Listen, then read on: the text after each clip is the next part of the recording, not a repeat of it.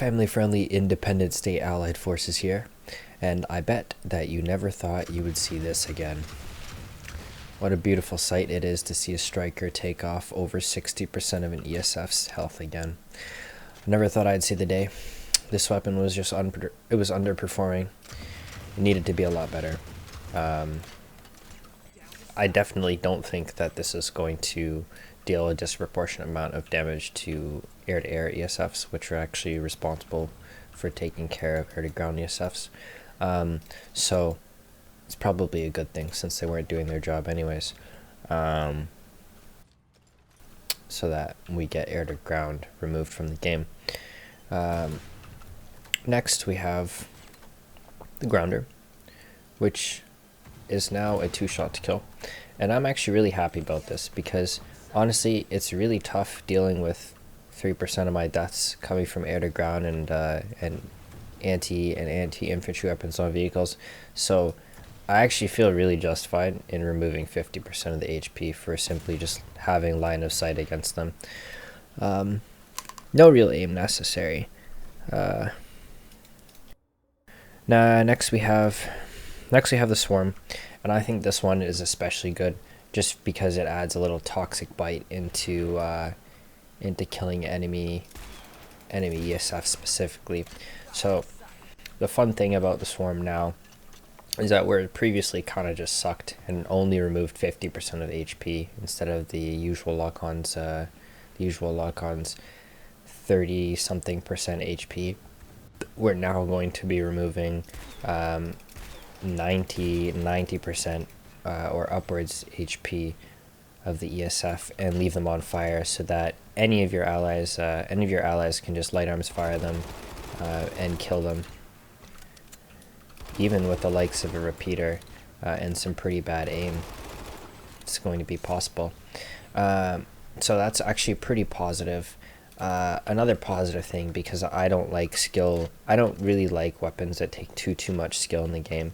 So the Lancer has actually been nerfed, just to push people towards using the right type of weapons once more in Planetside, just to make sure that no one gets confused in any way. Yeah, this is just. I'm actually really happy that the developers have decided to finally nerf air to ground. It was good that they nerfed a weapon so that it couldn't consistently do damage even to targets it was aiming directly at. Is probably great for these rocket pods to just be bad for all these years. And honestly, I really have trust. And these changes have, as for the changes in the last couple of years, they've continuously rekindled my faith for the developers to create a thriving and wonderful game through the art of balancing weapons. I don't really think I have any other notes.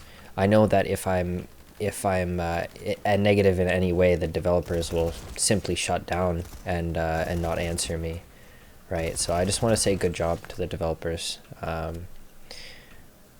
Once again, you've revived the vehicle game, because the air-to-air pilots can now freely traverse the skies, and all the air-to-ground ESFs they're gonna get shot down and taken care of by the infantry now, and we won't have to do anything. So we'll just sit at flight ceiling and just relax and duel each other. And then if we come into your lock-on range, you're not going to shoot us, right? Yeah, that would never happen, because it wouldn't be fair to shoot ESFs if they had no cover. So I hope everyone has a really great day, and I hope you guys are enjoying your balance changes and your nice CTF amp stations, because I actually think it's really good to have to take down these shields. The amp station is absolutely my favorite base in the game for how it's played, and I think the frequency of how often we find fights at amp station just reflects how perfect the base is, to be honest. It's just an absolutely fantastic base. That's more of an aside though. I really commend the developers for their rocket launcher buffs. I think they're absolutely necessary.